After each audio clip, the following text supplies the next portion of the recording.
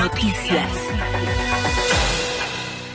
Política. El kirchnerismo porteño realiza un plenario de la militancia. Con el lema La ciudad con Cristina, el encuentro comenzará en 1 hora con el debate de comisiones, mientras que el cierre está previsto a las 13 en el microestadio de Ferro. A la proscripción la vamos a romper con militancia y organización, se titula el documento que fue consensuado para este plenario. Ambiente. Piden sumar acciones individuales a políticas de Estado para proteger el ambiente.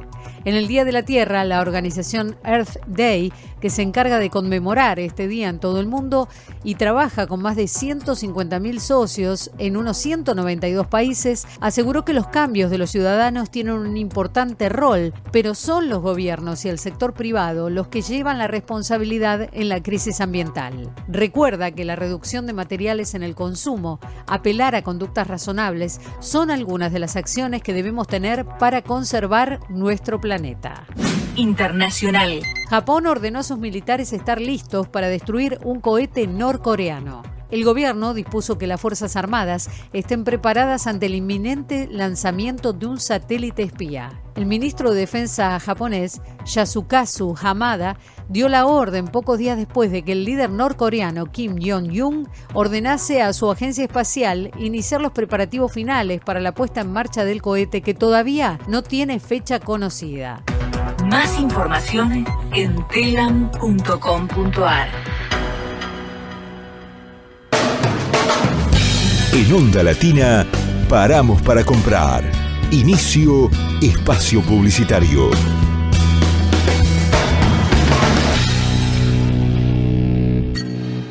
Vacía y cepilla los recipientes que acumulen agua. Renová el agua de tus mascotas cada 2 o 3 días. Juntos podemos prevenir el dengue. Más información en buenosaires.gov.ar/dengue. Buenos Aires Ciudad. Tenemos el litio que el mundo necesita y lo que se necesita para ser un gran país. Gobierno de Jujuy. El norte a seguir. Telam Digital. Toda la información en tiempo real. En telam.com.ar y en nuestras redes.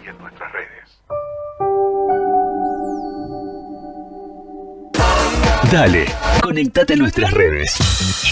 Antonio 23 súper actualizado. En Facebook, Instagram y en YouTube. Búscanos como AM1010 Onda Latina. En Twitter, @Radio AM1010. Súper actualizado. Estudio Jurídico Fernández y Pacheco. Honestidad y eficiencia. Especialistas en accidente de tránsito, familia y laboral. Avenida Corrientes, 1296. Quinto piso, oficina 56. Teléfono 4381-0519. 4382-1049. Subí el volumen.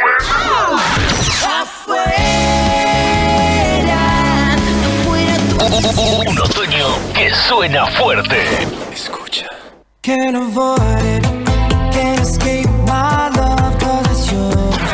AM1010. Onda Latina. Otoñalmente perfecta.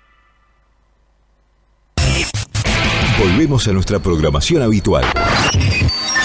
Volvemos a Onda Latina. Fin de espacio publicitario.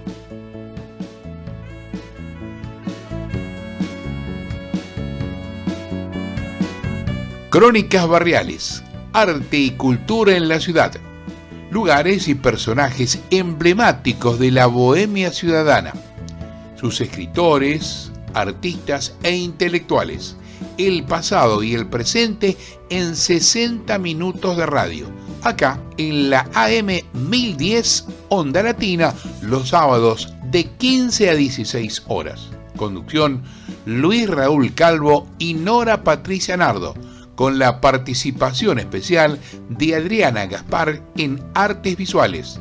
Te esperamos.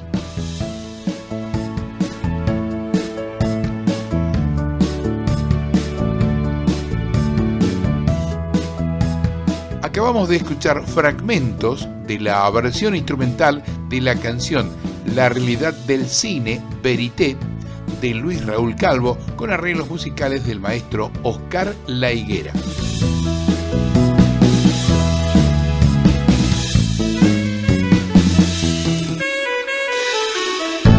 Hola, ¿qué tal? Buenas tardes. Nuevamente acá en la M1010, Onda Latina con Crónicas Barriales. Hablando de los barrios, ayer estuvimos en la zona de Valvanera, en el bar La Valle. Bueno, parece que Nora ha venido... ¿Qué tal, Nora? ¿Cómo está? ¿Qué tal? Buenas Venís tardes. a mil con... No, estoy compartiendo el programa y bueno, sale grabado. Buenas tardes a todas y todos nuestros oyentes. Una alegría compartir un nuevo programa de Crónicas Barriales. Ante todo, bueno, nos acompaña en la operación técnica Fabricio Guerrero, nuestros teléfonos 4372-2841 y 4372-3061. Decía que estuvimos ayer en Valvanera porque tuvimos el encuentro número 716 de nuestro café literario y de arte Antonio Oliverti. Una noche magnífica, con el local colmado de gente amiga, compañeros de ruta, compañeras de ruta, ¿no? Así es. Y bueno, y todo familiares. Un grupo de escritores y artistas muy valiosos que nos acompañaron en las actuaciones, en las presentaciones, así que realmente estamos muy contentos porque esta propuesta de generación abierta que comenzó en el año 1988 y se solidificó en el 89 cuando comenzamos con los ciclos justamente literarios y de arte, se mantiene a lo largo de los años con un colectivo cultural que nos continúa apoyando, ¿no? Así es. Siguiendo, digamos, el colectivo, esta idea. Exactamente, y con gente también nueva que se va incorporando y que enriquece estos espacios. Tenemos las callecitas de Buenos Aires. Que tienen, ¿no?, ese, qué sé yo, ¿vio? ¿O viste? Sí, mira, yo me asombro cuando empiezo a leer la biografía de algunas callecitas, ¿no? De algunos personajes que uno nombra para ir a tal lugar o donde está algún lindo bar, ¿no? Como en José Pedro Varela. Un lindo bar, un bar con historia, que lamentablemente cerró, pero que estuvo vigente durante muchos años, justamente en el barrio de Villa Devoto, en la calle José Pedro Varela y Sanabria. Estamos hablando del Café de García. Así es. Tengo entendido que va a continuar como bar de picadas, pero creo que todavía no está abierto. No sé, pero no es lo mismo para mí. Tenía un no sé qué ese bar, realmente, con tanta historia y con Igual vos sabés que, bueno, los vecinos se habían deprimido mucho por este tema del cierre. Y ahora estaban como, bueno, contentos porque la idea sería continuar y continuar con un lugar también de picadas, ¿no? Claro. Bueno, Varela es otro de los personajes, digamos, de la historia, en este caso de la historia de Uruguay, que vivió pocos años, solo 34 años, y esto es lo que a veces uno asombra, ¿no? Con solo 34 años todo lo que hizo una persona. Nació un 19 de marzo de 1845 en la ciudad sitiada de Montevideo. Fue escritor, periodista y político uruguayo, y a los 20 años de edad ya pensaba en un nuevo país.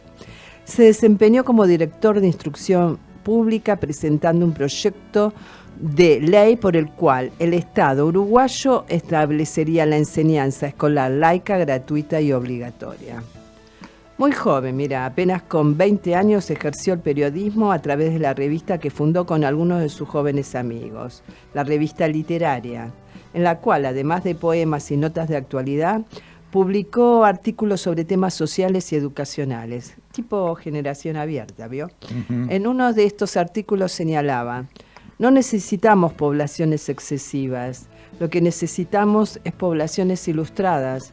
La ilustración del pueblo es la verdadera locomotora del progreso. Fueron varios los artículos aparecidos en esta revista sobre el tema de educación popular, escritos por Violeta, seudónimo de una educadora argentina, Juana Manso, argentina, Amadeo Jacques, francés, además de los colaboradores nacionales. Sabés que en 1867, muy joven, partió para Europa y Estados Unidos con la idea de tomarse un tiempo de formación cultural y de negocios, y ahí se entrevistó con Víctor Hugo. a quien le mostró sus poemas, porque en realidad él era escritor y le gustaba mucho la poesía, buscando sus comentarios. Pero más significativos fueron después los contactos que reunió en Estados Unidos, donde conoció a Sarmiento y a Bartolomé Mitre, quienes entusiasmaron al joven Varela con la necesidad de que se dediquen sus esfuerzos a transformar el sistema escolar uruguayo. Ahí está su campo, le habría dicho Sarmiento a Varela. En nada podrá usted trabajar con más gloria y haciendo mayor bien. Bueno, quizás se hubiese dedicado a las dos cosas, ¿no? Murió muy joven, por eso. Dice, estudié estos sistemas tan perfeccionados. Sí, no había llegado a los 35 años. Claro. Del mecanismo escolar, desde la renta hasta la banca, y llevé a su país, que lo que necesita son ciudadanos aptos para desempeñar los deberes de tales, esta base inconmovible de engrandecimiento nacional. A estas sugerencias que le había hecho Sarmiento, se agregó el impacto que experimentó el joven viajero ante el desarrollo económico, social y político de Estados Unidos, como por ejemplo la destacada actuación pública de algunas mujeres en el plano político. Entonces volvió a Uruguay con la firme decisión de emprender una tenaz campaña en pro de la escuela pública. Sí, vos sabés que a razón de eso, él pensaba que la educación popular no podía cimentarse y extenderse mientras no se contara con un mínimo de libertad en la paz. En 1874 publicó La Educación del Pueblo y en 1876 La Legislación Escolar, libros donde no solo buscaba demostrar la necesidad de una reforma escolar, sino también su plausibilidad. Así es. La educación que propone Varela en la primera de estas obras, como dijiste, La Educación del Pueblo, es aquella que cumpla con varias funciones: la erradicación de los males de la ignorancia, creencias supersticiosas de todo tipo, astrología, ánimas en pena, mal de ojo, la formación del obrero para trabajos calificados, por los que recibirá entonces mejor salario, aumentará su fortuna, la prolongación de la vida instruyendo sobre la conservación de la salud y ahorrando esfuerzos con el aprovechamiento de las nuevas técnicas, el aumento de la felicidad sustituyendo los placeres groseros de los ignorantes por el disfrute que da el conocimiento de la naturaleza, de la historia, de la humanidad, la disminución de los vicios y crímenes al mejorar las condiciones de vida de los pueblos y, por último, la contribución al progreso de las naciones gracias a la instrucción de sus ciudadanos. Varela reafirmaba este último aspecto señalando: el sufragio universal supone la conciencia universal y la conciencia universal supone y exige la educación universal. Muy bien, así que si ahora vamos por la calle José Pedro Varela, sabemos algo más, ¿no? De quién fue esta persona que con un pensamiento tan lúcido, ¿no? Los otros sábados hablábamos de la figura de Raúl Scalabrini Ortiz, ¿no? Y no puede soslayarse esta relación con lo que fue el grupo Forja, ¿no? Porque en 1935, durante el gobierno de Agustín P. Justo, un grupo de radicales disidentes fundó Forja, es decir, la Fuerza de Orientación Radical de la Joven Argentina. Se oponían a la decisión del Partido Radical de abandonar la abstención electoral, el último bastión de resistencia para delegitimar al régimen. Así, un grupo de radicales entre los que se encontraban, vamos a ver, Arturo Jaureche, Homero Mansi, Juan Fleitas, Luis de Lepiane, Gabriel del Mazo y Raúl Scalabrini Ortiz decidieron apartarse del Partido Radical y formar Forja, un movimiento ideológico que intentaba recuperar las ideas de Hipólito Yrigoyen y levantar las banderas de la defensa de la soberanía nacional.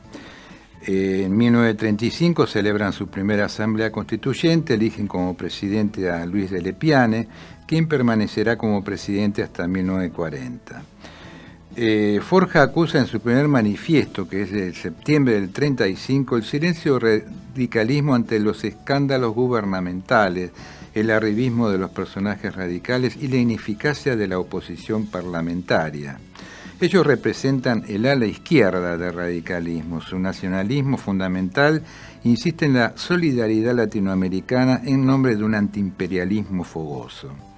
Muchos de sus fundadores se inspiran, así como la mística irigoyenista, en la ideología continental de la reforma universitaria, en la que han tomado parte Del Manso, de Lepiane y Jauretche. Sí. Precisamente este último define y analiza lo que en su expresión destinada a perdurar llama el estatuto legal del coloniaje, es decir, el conjunto de los tratados y concesiones que ligan la economía argentina a Gran Bretaña. Estos ataques se encuentran una obsesiva perfección en un destacado escritor, justamente de quien habíamos estado hablando, Raúl Scalabrini Ortiz, quien se convierte en el brillante acusador del imperialismo inglés a través de los cuadernos de Forja y diversos panfletos, teórico de un nacionalismo integral signado por nostalgia rosista que repudia el liberalismo en todas sus formas, culpable de sumisión a los intereses extranjeros. Forja es un movimiento de intelectuales, pero tuvieron una influencia realmente muy importante, han quedado en la historia porque sus integrantes fueron personajes realmente muy lúcidos y con una idea muy clara, ¿no?, acerca del sentido que tendría que tener nuestro país. Posteriormente el grupo apoya la política social de General Perón y entonces el movimiento se disuelve el 15 de diciembre de 1945 para integrarse a la Revolución Nacional en Marcha, es decir, al movimiento peronista. Grupo Forja, un grupo que realmente ha hecho historia. Bueno, vamos a pedirle a Fabricio de ir al primer tema musical. Seguimos con el grupo Los Laicas y este hermoso CD que tenemos que se llama Cusilia Cusilia, que es Alegría, Alegría. Adelante.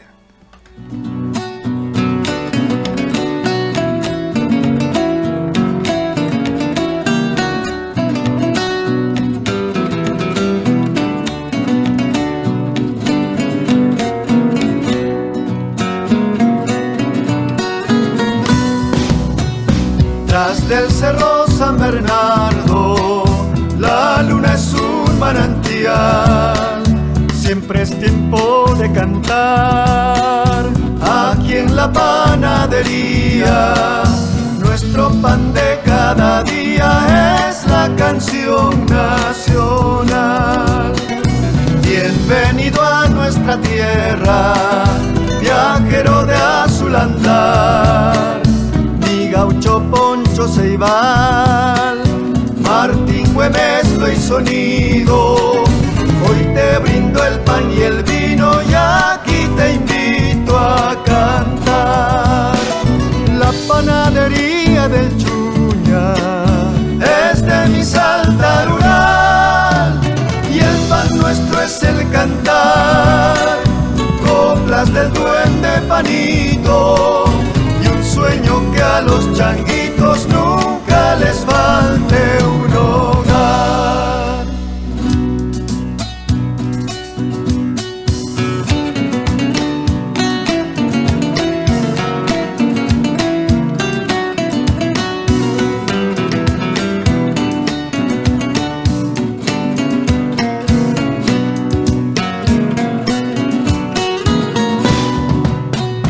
Nadie será forastero en este rancho trigal.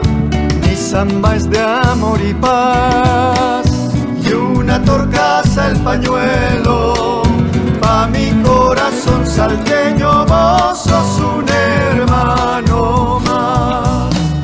Lejos se oye una guitarra de albahaca y algarrobal. De Cerrillo ha de llegar, aunque llueva lito nieva, no demoran siempre el vino y amores del carnaval. La panadería del Chuña es de mi Salta rural y el pan nuestro es el cantar. Coplas del duende Panito, sueño que a los changuitos nunca les falta.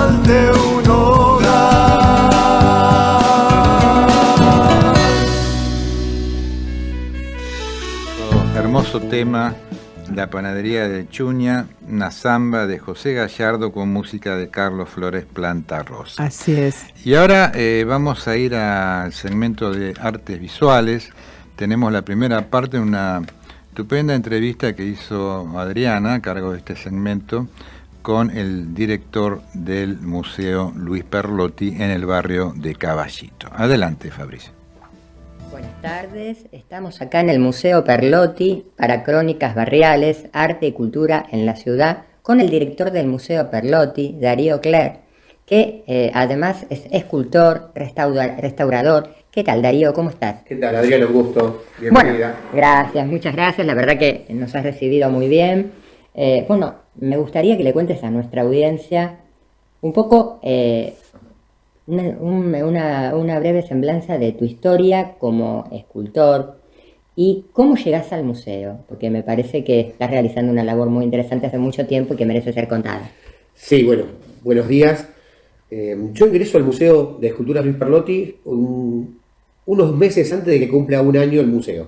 El museo se abre en 1990 con César Ariel Fioravanti, que era el primer director y amigo, hoy en día un gran escultor, para mí es como mi segundo papá. Él ingresa como director, abre el museo. En ese momento, bueno, Perlotti ya había fallecido, pero Mima, la viuda de Perlotti, no, ella vivió, mientras yo trabajé acá, unos 13 años más. O sea que tuve el honor, el placer de conocerla y conocer la historia de Perlotti. Claro. Que mejor contada por intermedio de la esposa. Seguro. ¿Cómo vengo aquí al museo? Yo ya trabajaba en la municipalidad, porque viste que los excombatientes podían entrar a trabajar en alguna entidad del Estado. En aquella época estaba la municipalidad, Entel, Gas del Estado, Segva, todo era del Estado en aquella época. Yo, como ya era maestro de dibujo, estaba haciendo el profesorado. Entro como dibujante a la municipalidad. Entramos como dibujante, tuve que rendir un examen, después también para tener un cargo, y fui a parar a la imprenta del gobierno de la ciudad. ¿Qué hacíamos ahí?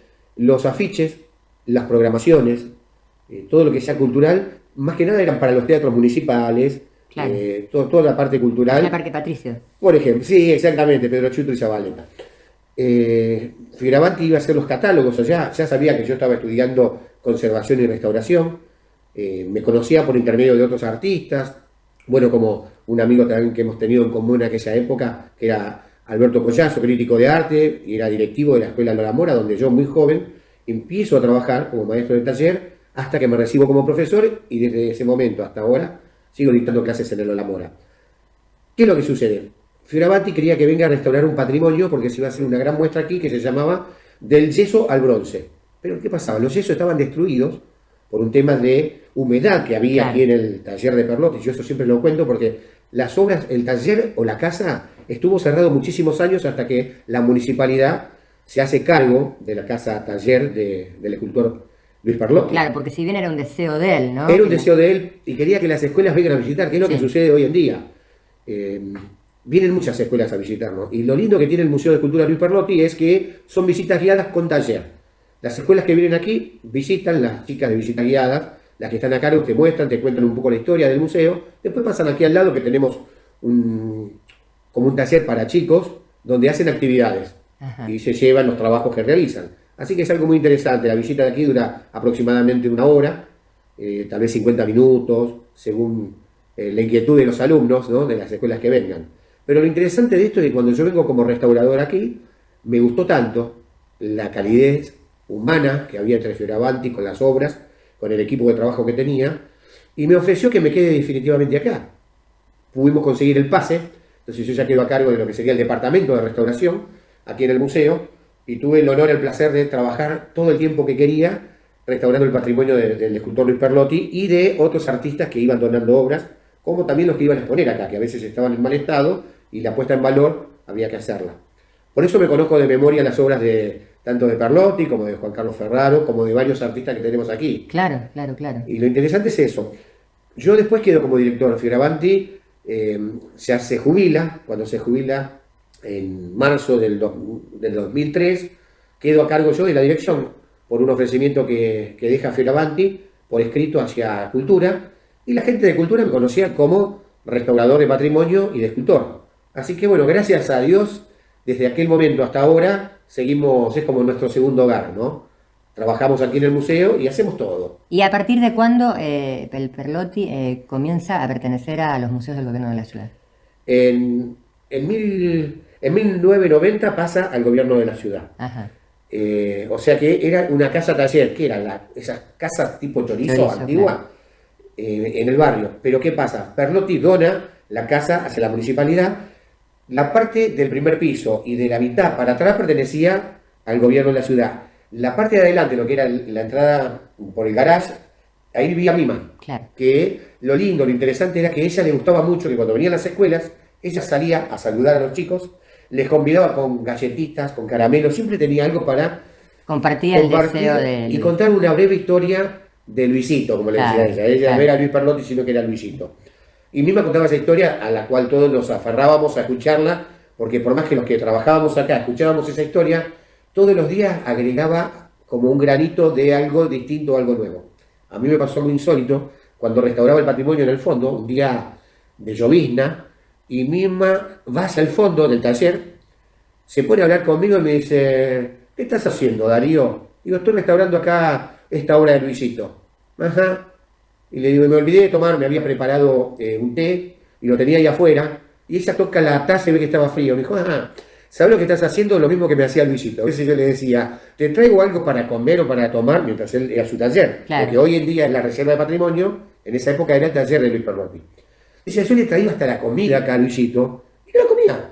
Estaba fría, o sea, él se metía, se aferraba a una obra, que vos lo sabés, sos parte del arte. Nos olvidamos del mundo. Seguro. Y nos ponemos a trabajar. Y eso es lo que uno hace, un escultor o un restaurador o alguien que se dedica al arte. Cuando está dentro de la obra, está dentro de la obra. O sea, lo que existe alrededor es parte de un acompañamiento, pero uno se olvida del té, del café o del mate, ¿no?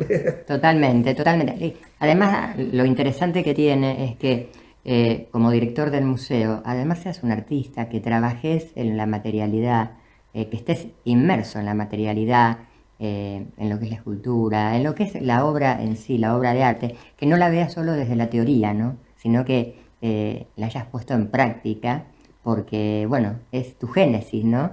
Vos te formaste en las escuelas de arte, sos artista, sos restaurador, y esto me parece maravilloso para la dirección de un museo. ¿Cómo fuiste dándole el perfil que hoy tiene el Perlotti? Porque vos transcurriste todo este tiempo acá y el Perlotti fue teniendo un perfil muy interesante. Sobre todo porque es un museo que está en un barrio, que está como en el centro a distancia de dos avenidas, que una puede ser Gaona y la otra, no sé, Rivadavia o Avellaneda. Sí. Sin embargo, tiene mucha actividad, tiene mucha potencia. Es un museo que se nota el crecimiento que va teniendo día a día.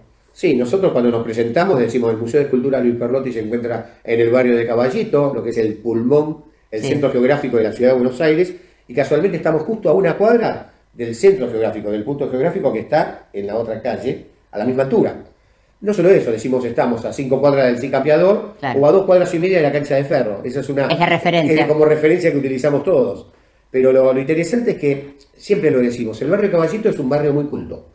Los visitantes del barrio pasan, quieren al museo. Se enojaron cuando nos tuvimos que ir, pero era por una refacción. O sea, al ser una casa taller, que decíamos la casa de escultor Luis Perlotti, nos quedó chico el espacio para las visitas guiadas con taller de tantas escuelas. No llegaban los micros acá, había un micro esperando en la esquina, a veces para que se vaya el otro. No nos da mucho el frente, pero ¿qué pasó? Conseguimos con Fioravanti en aquel momento que por intermedio del gobierno de la ciudad hagan un edificio moderno como lo tenemos ahora. Este edificio moderno fue el último estudio de Mario Roberto Álvarez, este gran arquitecto argentino que nos representó en el mundo, ¿no? Sí. Por eso es tan moderno, es un edificio moderno donde yo quise acoplar que se mantenga el taller de Perlotti. Por eso van a ver que hay una puerta de vidrio y desde la sala del primer piso, viste que ahora tenemos una sala de planta baja donde tenemos toda obra de Luis Perlotti. Y lo interesante, que esto quiero que lo sepan, porque no todos los museos los tienen. Este es el primer museo que está preparado para ciegos. Sí, vos me lo contabas. Yo quedé maravillada porque me parece que estamos hablando de la inclusión a personas con capacidades diferentes y esto es muy importante. Exactamente. Por suerte hemos ganado todos esos premios, esas distinciones que se van dando. Nosotros la hemos ganado. Todos los años nos anotamos para participar y después vienen y nos toman una prueba y ven si el museo corresponde a esos premios y bueno, lo tenemos. La idea era eso, mostrar la planta baja, pero más que nada es a incentivar a los escultores y los artistas. Como es un museo de esculturas, se maneja la tridimensión. Cuando vienen a algunos escultores, yo soy escultor, mis horas son todas para tocar. Yo me fijo mucho en ese detalle. Las realice en el material que las realice. Claro. Entonces, incentivamos al escultor que va a exponer aquí, le decimos su obra, ¿se puede tocar o no? Si me dicen que no, bueno, van a estar en la sala de exposición, pero no adelante de todo. Claro. Porque tal vez se le hace una pequeña visita, nos visitan mucho las escuelas de ciego, aquí, porque ya esto es como que de boca en boca se va llegando y vienen a visitarnos. Entonces, en planta baja las esculturas las pueden tocar. Algunos dicen, ¿por qué las pueden tocar? Ojo, no las toca todo el público. Claro. Aquel que puede observar, las puede mirar. Aquel que es ciego puede tocarlas con las manos, porque tiene otra delicadeza Seguro. en el tacto para tocarlas. Y lo que hacemos nosotros desde toda la vida, no ahora por el tema de la pandemia, que estamos con alcohol, ¿no? Alcohol en gel en las manos, nos ponemos. Nosotros lo utilizamos desde el primer día que yo estuve como director aquí. El alcohol en gel lo tenemos en la entrada, que cuando vienen las escuelas, los ciegos, ellos mismos se pasan el alcohol en gel en la mano, eso mata por mucho tiempo lo que sería la humedad del tacto, entonces no se afectan, pero a su vez todas las esculturas que se tocan tienen una protección, que son productos de restauración y de conservación, que nosotros lo compramos en lugares, ahora se puede comprar en la Argentina, y antes los pedíamos de Italia o de Alemania. Claro. O sea, lleva una cera microcristalina, que es especial, que sale muy cara, pero nosotros 2 veces por año hacemos una limpieza general y una puesta en valor de todo el patrimonio que está expuesto. Vamos modificando, cambiando algunas piezas, pero algunas son fijas, como por ejemplo los mármoles de Carrara, que es la familia de Perlotti, van a estar siempre. Porque los familiares de Perlotti les gusta que haya quedado esos mármoles y son muy fieles y están muy lindos. No solo eso, ves cuando vienen los ciegos y están tocando, observando en forma táctil la obra, y ellos por intermedio de la temperatura, vamos aprendiendo nosotros. Ellos saben si la obra es de bronce, si la obra es de madera, es un si aprendizaje, es de mármol, si es de granito reconstituido, porque por intermedio de la temperatura, ellos automáticamente ya saben si es muy fría, es metal. Claro. Si es muy cálida, va a tirar a la madera. Si es intermedia, ya saben de qué material está realizada. Y eso es muy interesante.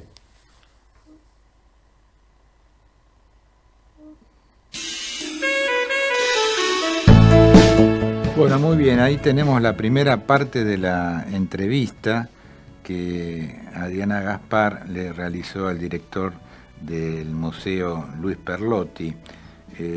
Tenemos 2 partes más que vamos a compartir con ustedes en los próximos sábados.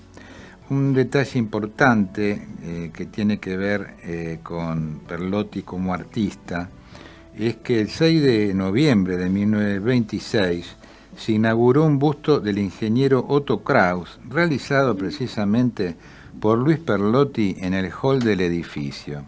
De ese evento participaron más de 400 personas, entre ellas la esposa y una de las hijas del ingeniero Otto Kraus, así como también ministros, senadores, diputados, profesores y exalumnos de la escuela Otto Kraus. Recibió el busto el ingeniero Latsina, que había sido alumno en la facultad del ingeniero Kraus. En su discurso describió la acción del fundador de la escuela industrial. Perlotti también para este acontecimiento realizó un plato de cobre sobre madera con el perfil del ingeniero Otto Kraus, sobre el cual se acuñaron medallas conmemorativas entregadas a los invitados, habiendo sido estampadas por Constante Rossi. Sobre el busto realizado por Luis Perlotti se expresó: de su mármol se condensan sentimientos de admiración, de gratitud y de justicia para la obra del que en vida llevó el nombre que está inscrito en su pedestal. Interesante realmente. Así es. Bueno, y estamos comunicando con el licenciado Eduardo Jacinto Torres, licenciado en Ciencias de la Comunicación, director propietario de la revista Caballito Regalado. Buenas tardes, Eduardo, ¿cómo estás? ¿Qué tal? Buenas tardes, ¿cómo andan? ¿Se escucha bien? Sí, perfecto. Sí, muy bien, encantado. ¿Cómo te va tanto tiempo? Perfecto. La verdad, muchas gracias por la invitación para hablar del barrio y bueno, en un programa tan querible, porque hablar del barrio es hablar también de la ciudad. Así es, sí. Sí, y justamente, bueno, hablar de la ciudad y hablar de Caballito también es hablar de la revista Caballito Regalado, una revista, bueno, que vos sos el director y que tuvo grandes objetivos importantes para la ciudad. ¿Por qué no nos comentás un poquito cómo surgió y cómo aporta al barrio lo cultural o lo que te parece que es necesario aportar desde Caballito Regalado? Mira, la revista surgió en el año 2004 con otros 2 compañeros y vecinos del barrio, con la idea de sumar una voz más al barrio. Yo siempre digo que nosotros tenemos un pie en el barrio, pero miramos el mundo, la ciudad y el mundo. Entonces un pequeño aporte desde este lugar para pensar no solo lo que pasa dentro del barrio, sino lo que pasa en todo el mundo. Sí. Y uno se pone objetivos, digamos, que son obviamente mucho más trascendentes a lo que puede llegar a ser una revista barrial de corta llegada. Nosotros decíamos, en la facultad nos explicaron que los medios de comunicación tienen que informar, educar y entretener, y nosotros podíamos crear otro rol o humildemente aportar a la unión.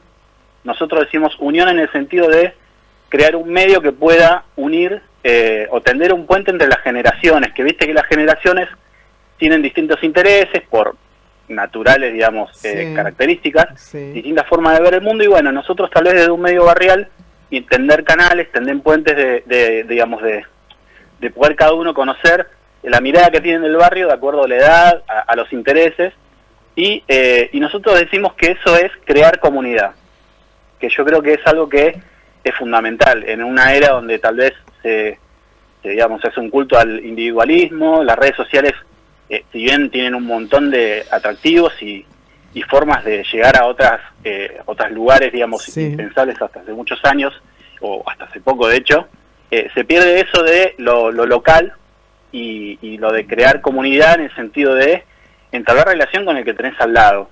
Entonces, bueno, diseñamos la revista para lograr que las historias de las personas que nos precedieron, nuestros abuelos, conecten con lo que nosotros estamos viviendo en el barrio hoy, actualmente. Entonces, estructuramos el medio a partir de la nota central, que la nota central era siempre un recuerdo de un vecino de hace muchos años, digamos, que esté, digamos, conectada justamente con las necesidades o inquietudes de los caballitos de hoy. Y bueno, ese fue el puntapié. Y hasta el día de hoy, ya van 18 años, seguimos en esa vía. Es muy importante lo que estás diciendo, ¿no? Porque estamos hablando de justamente preservar las raíces, ¿no? Las costumbres, la importancia del pasado, en este caso en lo que tiene que ver con las voces de estos vecinos, ¿no? Que pueden aportarle a un medio como el tuyo, ¿no? O al nuestro, o a muchos lugares que tienen que ver, por ejemplo, con la educación, ¿no?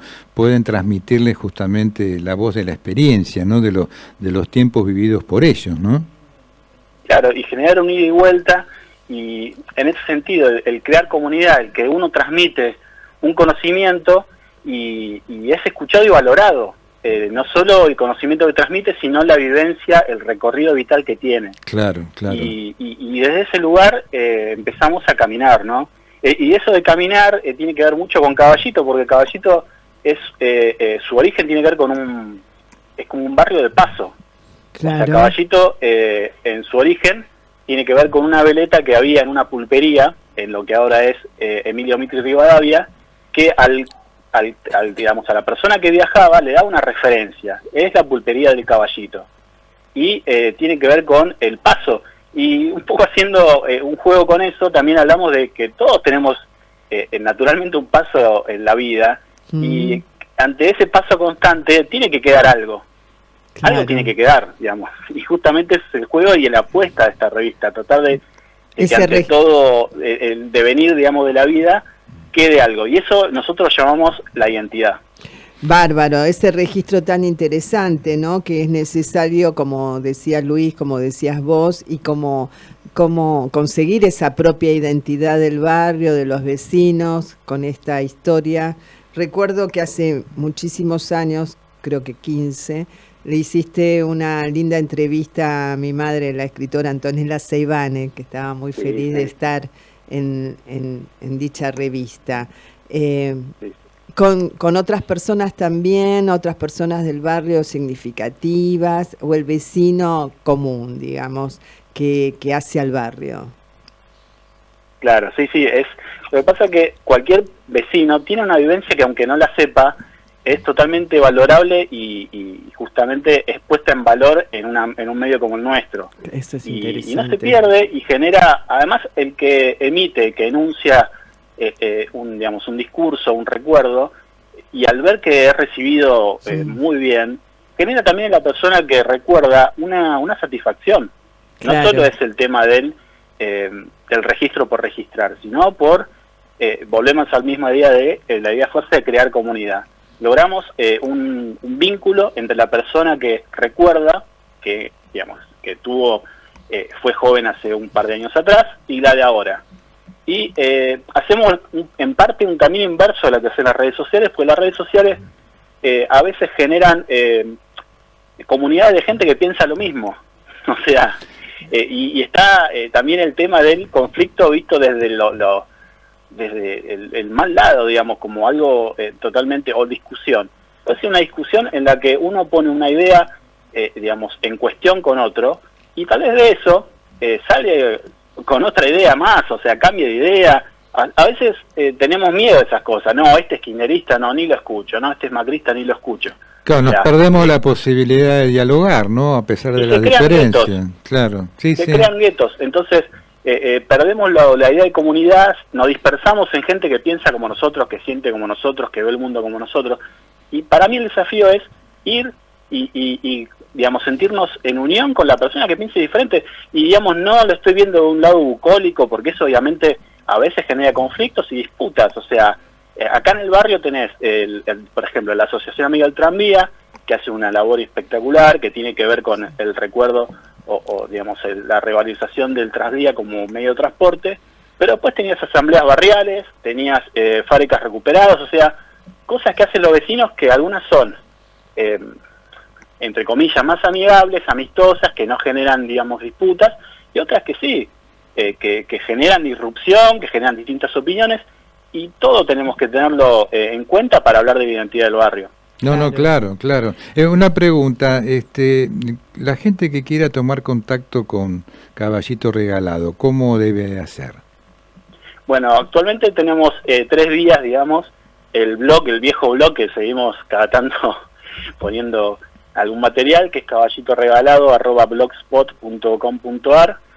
Tenemos, en Instagram, @caballito regalado, y en Facebook, caballito.regalado. Si no, el correo electrónico, caballitoregalado@yahoo.com.ar. Todas esas opciones son válidas, nos van a encontrar en algún momento y Fantástico, hay diferentes vías, muy bien. Me parecía muy interesante lo que decías, Eduardo, acerca de valorar al otro y su experiencia. Cómo recibía aquel entrevistado que venga alguien de un periódico, diario, y que de una revista, y que vaya a su casa y lo entreviste y que pueda contar, ¿no?, su infancia o alguna cosa que identifique al barrio. ¿Tuviste grandes experiencias? ¿Cómo fue esto de ir a acercarte al vecino? Bueno, la principal experiencia que tuve fue entrevistar a mi propia abuela, Claro, que fue la primera entrevistada, y contar cosas de su vida que yo no conocía. O sea, como cuando se puso en rol de entrevistada, surgieron cosas que a mí no me había contado, que vivencias con mi madre, o sea, y que escapan a lo cotidiano, y que tienen que ver con una historia ya personal, Claro. Y cómo a veces uno, desde el momento en que se sienta como entrevistado y dice, no, bueno, ¿qué te voy a contar? Yo no sé nada, no sé, bueno, sí. Cuando fue el bombardeo del 55 del peronismo, vi que pasaban los aviones. Bueno, ya eso... Claro, tenía mucho para hablar, ¿no?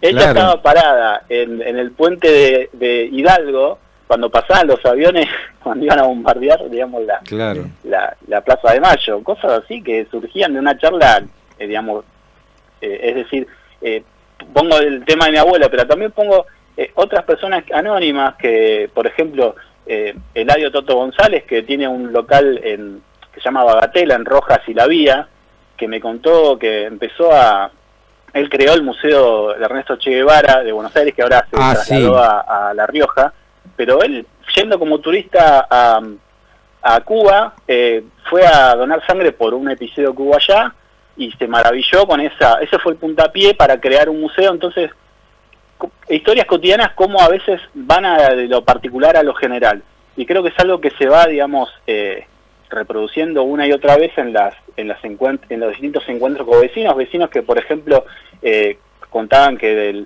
de un centro cultural surgió la necesidad en la pandemia de ayudar a la gente que vivía en la calle, porque recordemos que cuando nos decían quédense en su casa, había gente que no podía quedarse en su casa porque no la tenía. Claro, entonces estaban en la calle y se les ocurrió a este grupo de vecinos ahí en el Centro Cultural La Ronda, por ejemplo, ahí en la calle en Neuquén, de empezar a buscar, Méndez de Andés, empezaron a buscar voluntarios, vecinos que les preocupara la misma situación, y fueron a repartir viandas a la gente que vive en la calle, que lo siguen haciendo, lo mismo que la gente del Club Oeste. O sea, el barrio también lo hacen las pequeñas historias. Y aparte, pequeñas historias tan importantes, porque acá estamos en presencia de todo un grupo de gente que empieza empieza a manifestarse en forma solidaria, cooperativa con un otro necesitado, ¿no? O sea que es muy valioso esto. Claro, sí. Digamos, son historias que tal vez no, se me van, digamos, me voy recordando ciertas entrevistas, como gente que estuvo en el Canal 4 Utopía, que fue un canal mítico acá en Caballito. Me acuerdo del canal. Cada 2 por 3 lo cerraban, les llevaban los equipos, hacían una rifa y volvían a transmitir. Sí. Y, digamos, cosas que las hacen, digamos, vecinos. Son historias que tal vez no son las historias con mayúscula que vuelan los libros, son las pequeñas historias que hacen a la identidad de un barrio, porque el barrio es que, como digo, la identidad siempre es una identidad de disputa y una identidad cambiante. Entonces eso hay que dar cuenta, ¿no? Creo que el desafío es eso, y siempre hay un porqué, y buscar el porqué, y por qué es necesario hacerlo, porque tal vez para cubrir efemérides no tiene mucho sentido, a mi modo de ver, sino generar una identidad y saber que uno pisa un lugar que tiene una historia, y obviamente tendrá un porvenir que dará cuenta del recorrido que hicieron otras personas en ese mismo lugar de la ciudad, digamos. También uno puede pensar que justamente revalorizar todo esto, ¿no? Como muchos barrios que, por ejemplo, se han tomado digamos, entre comillas, el trabajo, ¿no? Pero trabajo valioso y hecho con pasión, de ir descubriendo en sus diferentes calles, ¿no? Qué lugares importantes o qué personajes importantes vivieron y transitaron por esas calles, ¿no? Todo eso que es importante puede ser justamente para lo que viene, ¿no? Sí, y como también el hacer, el cotidiano de los vecinos, dan cuenta del lugar donde uno vive. Y yéndome un poco del barrio Caballito, San Telmo es un barrio netamente turístico, pero también hay un montón de situaciones que van más allá del turismo. Entonces, dar cuenta de toda la complejidad de un barrio. Y si no pensamos los barrios desde el lugar de qué identidad y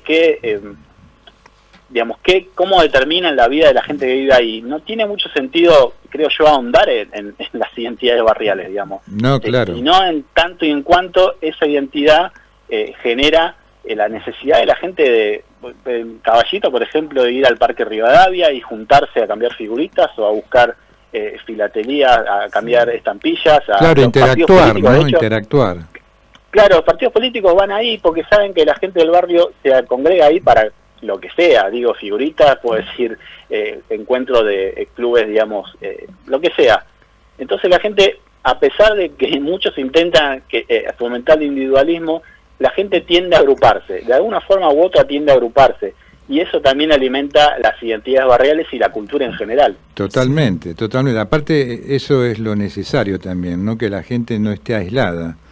¿no? Sino Sí, que la gente claro. pueda justamente vivir en comunidad y pueda estar con un otro, a pesar de que pueda disentir, como decías vos, ¿no?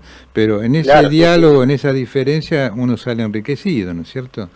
Sí, no tenerle miedo al conflicto, exacto. en tanto y en cuanto es una, digamos, disputa discursiva en este caso, de dos personas que tal vez piensan diferente. Claro. Pero aunque piensen diferente, forman parte de un mismo colectivo. Totalmente. Y el mismo colectivo tiene que tener, digamos, heterogeneidad y que haya lugar para todos. Exactamente. Eduardo, nos gustaría mucho un día con tiempo organizar para que vengas acá al estudio. ¿Te gustaría?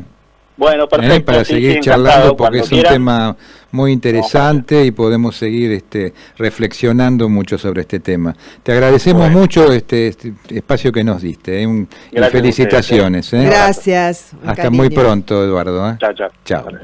Bueno, qué lindo charlar con gente, aparte gente joven. Claro, ¿no? porque Eduardo empezó muy joven. Claro, digamos, no, eso con es todas estas ganas lo que y a la uno lo continúa. gratifica también, es encontrarnos con gente joven que sigue Sí. pensando, ¿no? Desde este lugar, ¿no? Sí. Rescatar justamente el La tema memoria. de la memoria, la La comunidad, la necesidad de la gente de estar junta, a pesar de las diferencias, ¿no? Pero de interactuar, no estar aislados. Exactamente. ¿no? Bueno, le vamos a pedir a Fabricio y era otro tema musical con el grupo Los Laicas. Adelante.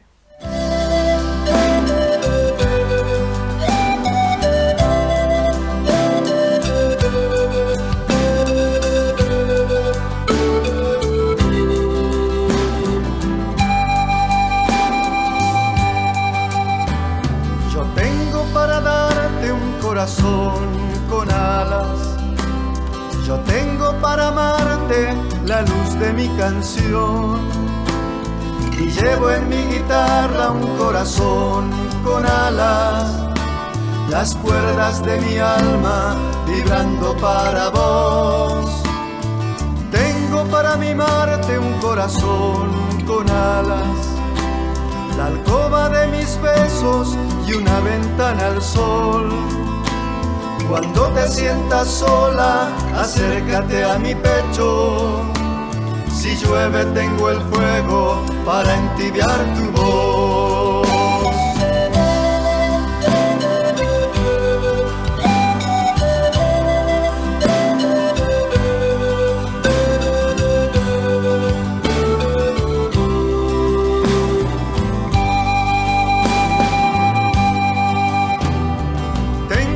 Soñarte un corazón con alas, dibujado en mi almohada el sueño de los dos. No digas que me quieres, calla, no digas nada. Yo leo en tus miradas bellas cartas de amor. Si alguna vez la vida te aleja de mi lado, mi corazón con alas ya no podrá volar. Te buscaré en la noche, te buscaré en el alba. Mi corazón sin alas se apagará en el mar.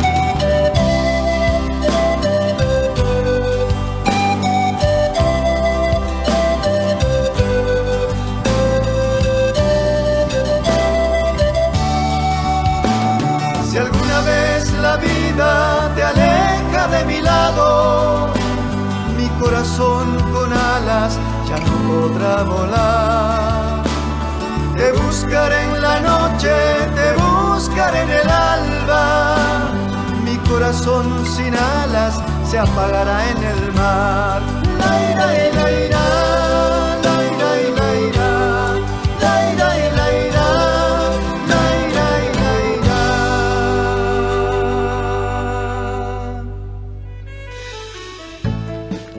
Muy bien, escuchamos nuevamente al grupo Los Laicas, realmente otro tema muy bello, ¿no?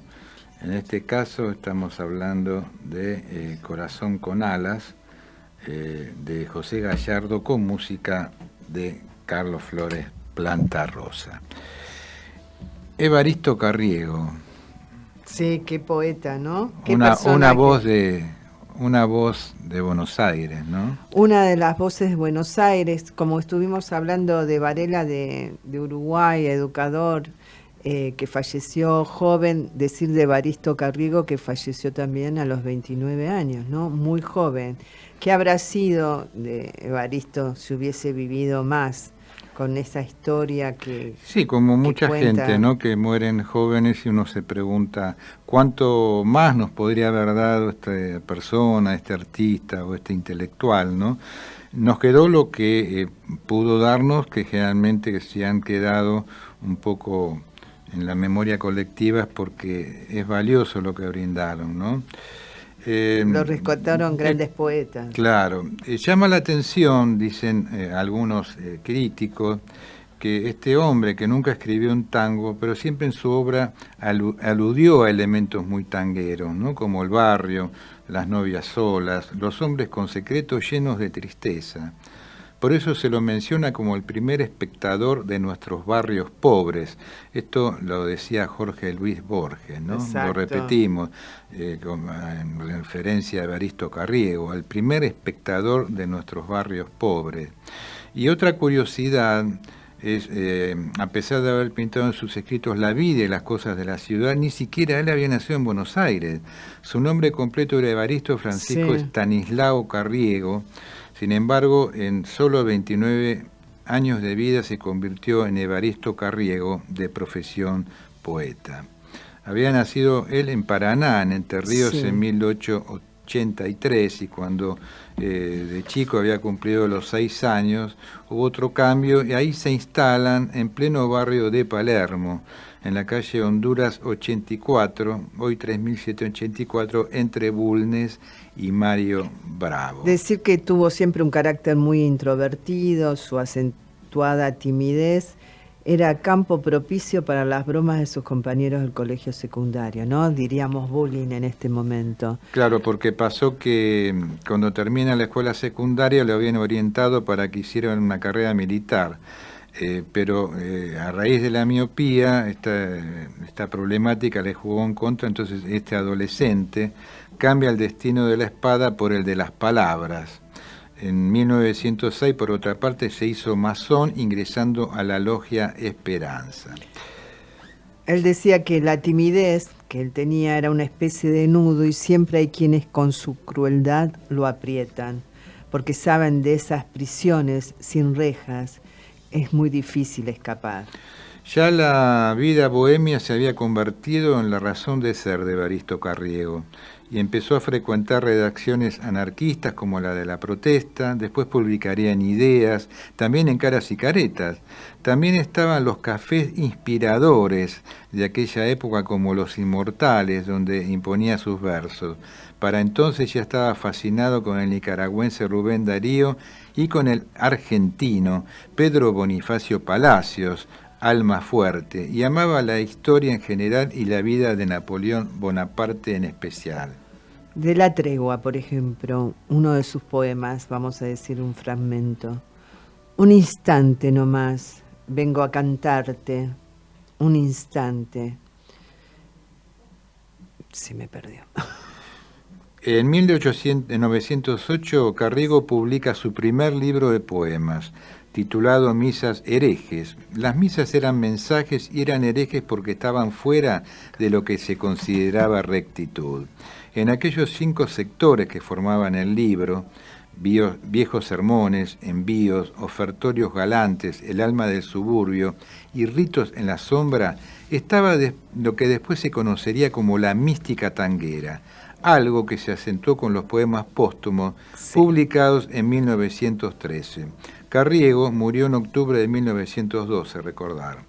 El libro póstumo, La canción del barrio, donde están los guapos, el café, el barrio y hechos cotidianos, como por ejemplo un casamiento y un velorio.